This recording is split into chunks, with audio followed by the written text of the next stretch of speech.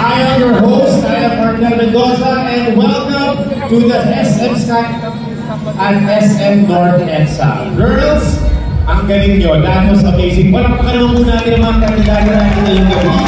That was an amazing, incredible opening number. And not more amazing, of course, was that impeccable part of our reigning queen, Cam Lagmay. Everyone, Cam Lagmay. And of course, being a former team captain of the FEP squad of the Premier State University, that was definitely full on display. Congratulations! Maraming salamat. And of course, we would also like to thank Max Dresses for those exquisite opening dresses led by its celebrity stylist, Reese Rubin Benedicto. Para po natin.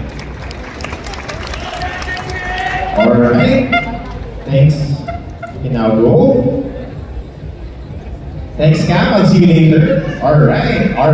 Then you know, in the past few weeks, these women have inspired so many with their stories that showcase how they have broken down barriers. We have a cancer survivor, a woman working in the field of medical aviation, a Sarela trainer, an endosser, a model, and a 56-year-old mother. Miss Universe Philippines Quezon City has once again boasted the most unique set of contestants for a local pageant here in the Philippines. Now, it's time to get to know them more. Ready na ba kayo? Alright, that's good. Kaya mas kilalanin natin sila sa unang question and answer portion ng gabing ito. Kaya naman, lahat ng itatanong po ay nasa wikang Pino. Kaya inaanyayahan ko ang ating mga kandidata na sumagot din sa wikang pambansa dahil ito ay bilang pagbubugay natin sa ama ng wikang Pilipino na ama rin ng ating mahal na lungsod, ang dating Pangulong Manuel L. Quezon. Handa na ba kayo? Handa na? Okay. Unahin natin si Miss Liza.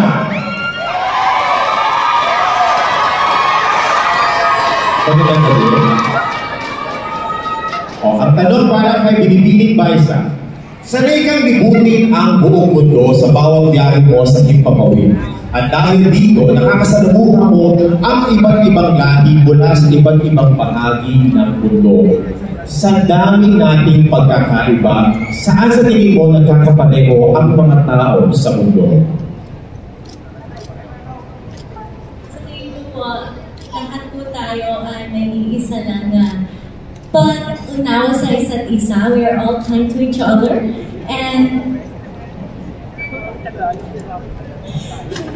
tingin ko po wala po tayo pinagkaiba. At alam ko po na kahit sa weekend village, lahat po tayo nagkakaintindihan.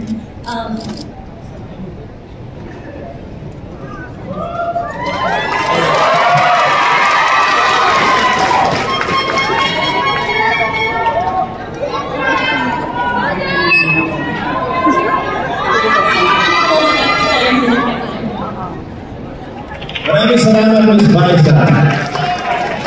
Kaya naman, tanong para kay Binibining Yes. Ang iyong katanungan, sa unang pagkakataon ay iniharap kayo sa press at sinabi mo, nagtulong-tulong ang mga kabarangay mo sa Rodriguez para ikaw ay makapunta sa press call gamit ang tricycle. Maaari mo bang ibahagi sa amin ang tumakbo sa isip mo ng mga panahon iyon?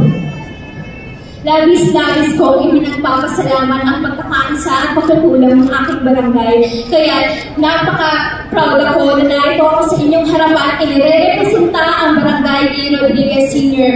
Iisa lamang ang tumatak sa aking isipan ng mga panahon iyon. At iyon ay hindi ako uuwi ngayong gabi ng walang corona. Maraming salamat po. Maraming salamat, Binibining Rodriguez. Ngayon naman, talagin natin si Binibining Loyola.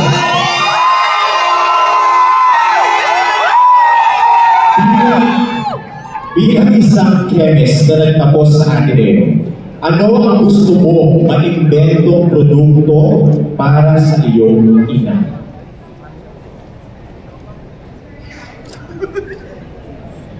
isang bagay na gusto kong i-invento sa aking ina ko po ay actually, she was diagnosed with breast cancer last year. At ako po, lagi niya nakakasama, I accompany her to the hospital. If meron mo may invento na produkto, ito siguro po ay yung produkto na nagbibigay sa kanya ng confidence that even at her age and with her illness, ay meron pa rin siyang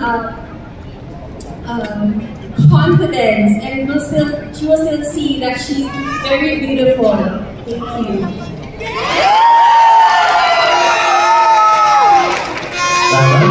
Binibining yun ang nice. Ano naman para kay Binibining? Pastor, Butik Proud.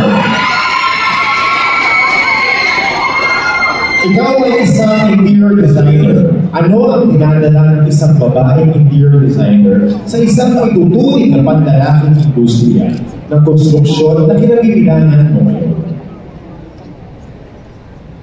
Bilang isang babae sa isang industriya na karamihan ay lalaki, ang mga nandun, bilang isang babae sa industriya na to, isa po kami simbolo na hindi po kami nagpapatalo, hindi po namin hinahayaan na ididikta po kung ano po ang kayang gawin ng mga kababaihan.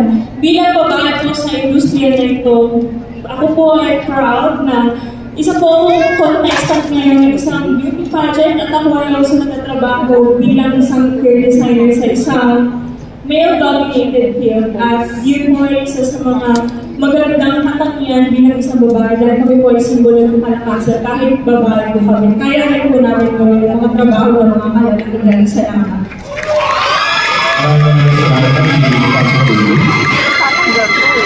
Ngayon naman ay tumuloy tayo kay Binibining Project 6.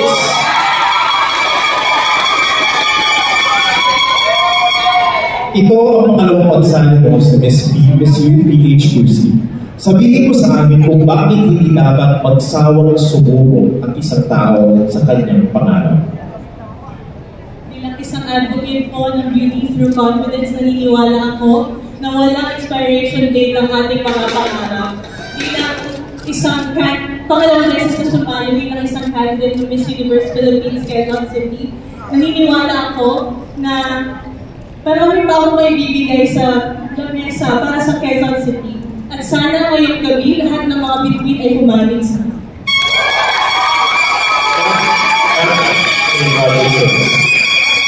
Ngayon, ano naman para kay Binibining sa Handa?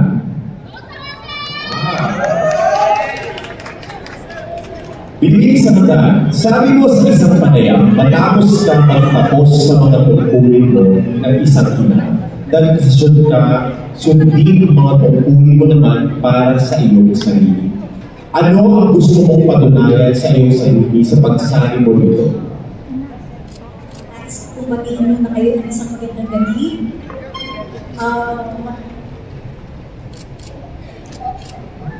ang tungkulin ng isang babae ay hindi nagtatapos sa pagiging ina. Malaki na mga anak ko, so siguro, kinuha ko pa ng mga para sa sarili, para sa mga nananagipa. I am 56 years old, and I intend to enjoy every minute of it. And this is really an honor and a privilege na makasama dito sa Miss Universe Quezon City. Isang karangan na napakasaya ko. Isang malaman nila na napakasaya ko rin. Maraming salamat. Hindi naman siguro yung ikaw sa sarili ko. Maraming salamat. Maraming salamat dito, Binibining sa Handa. Ngayon naman, tumuloy tayo kay Binibining Socorro.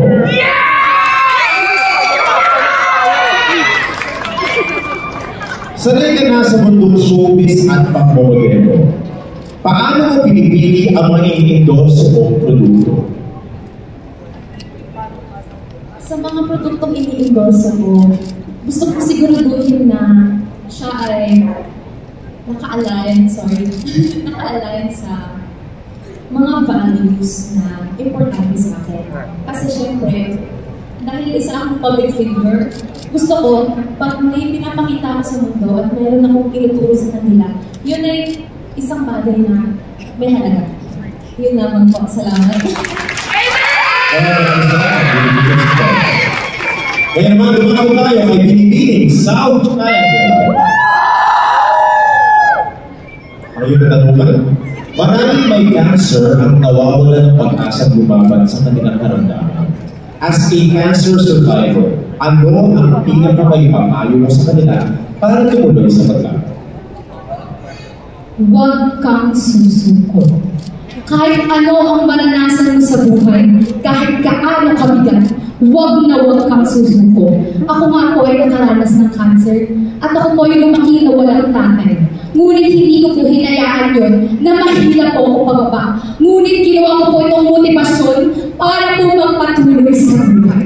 Kung tayo po bilang isang lipunan ay magiging ganito rin ang ating mindset, makakagawa po tayo ng isang Pilipinas o ng isang sansiluko na tunay po maunlad. Maraming salamat. Eh naman, Binibining, tatalo!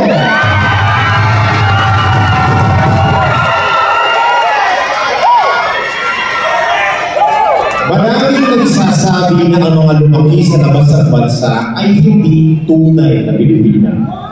Sabihin mo sa amin ngayon, ano ang pinaka-Pilipina tungkol sa iyo? Maraming salamat po sa question. Para sa akin po, ang swerte ko talaga naging isang kalahating Pilipina, isang kalahating Australian. And na-experience ko na both ng mundo na meron sa akin.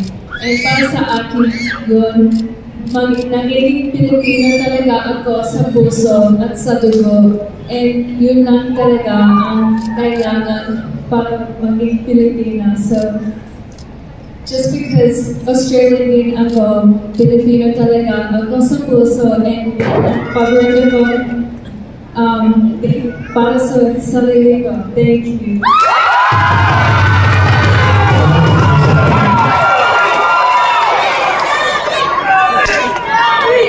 At ang ating mo pinakahuling kandidata, Binibining West Camianes. Maraming nagsasabi na ikaw ang pinakamagaling na pasarela sa grupong ito. Tingin mo, ano ang sinisimbolo ng bawat lakad mo sa entablado? Maraming salamat sa napakaganda. Ang lakad ko ay nagsisimbolo ng confidence. Dahil nung ako ay bata pa, pinangarap ko ang maging isang modelo. At ngayon, nandito na ako sa pangarap ko. At yun ay natuto ko, mas magaling pa akong maging pasarela kumpara sa dati. At ang confidence na yun ay nandito na. Dahil hindi nyo makikita ang nag-iisa at unang nagrepresenta ng Barangay West Camianes sa patimpalak na ito. Yun lamang, maraming salamat. Maraming salamat, Binibining West Camianes. Palakpakan po natin ang lahat.